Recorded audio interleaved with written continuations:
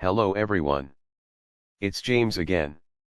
And before I start today's short video, I just want to quickly say, all work in this video contains 100% original content of and by myself James Smith, otherwise known as Bgood 4000, and was uniquely created with NAWMAL software, by myself James Smith. As I purchased commercial rights from NAWMAL to produce my unique and original video with this software. Commentary is uniquely my own thoughts, feelings, and expressions. Now that I have that out of the way, I do hope your day is going way better than fantastic. And your journey to self-betterment is going way better than fantastic as well. Today I wanted to keep this video short as I'm still going through comments and reading them, as many of you have great stories, experiences, and thoughts and experiences that are great talking points regarding narcissism and the variety of red flags. And like we've talked about, one of the biggest red flags that is being normalized today is boredom. Meaning if someone is bored with you, then it's your fault. That they are in the right to leave a so-called loser like you. And I say so-called because you're not a loser. You're not a loser at all. But here's the thing. If they want to think you're a loser, quietly and silently pray for them in your mind and in your heart and let them go. You see, life has its many excitements naturally. And yes, we can create such moments as well.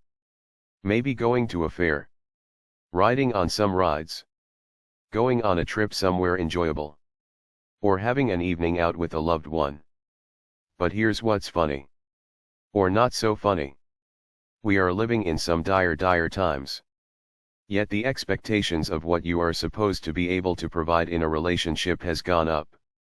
And not in the way of the basics, but in the way of entertainment, amusement, and the ability to get rid of someone's boredom for them. One of the things I first read on narcissism years ago, I believe it was information that Sam Vaknin had put out. And he talked about how narcissists get bored of others, things, and activities very easily. And thus they can discard people without a second thought and be on to the next person or activity seemingly without missing a beat and without feeling bad. And though all of the other red flags for narcissism were there for my ex Susie, the boredom part really struck home. She got bored so fast and acted like I had to provide the non-stop exciting life in order for her to like being around me. However, when I first met her, she told me all she wanted to do was just be around me, and that was enough. Look, life is hard. If someone like Susie enters your life and says one thing, but then does another, or from the start they act like life is a big amusement park, non-stop 24 hours a day, do yourself a favor and get away from them. And if they discard you, though I know it's painful. I know it's painful. Because you likely really did like them or loved them. And they never really cared about you at all. Because they don't have the ability to care for anyone. Because they don't have that chip inside of them to allow them to do so.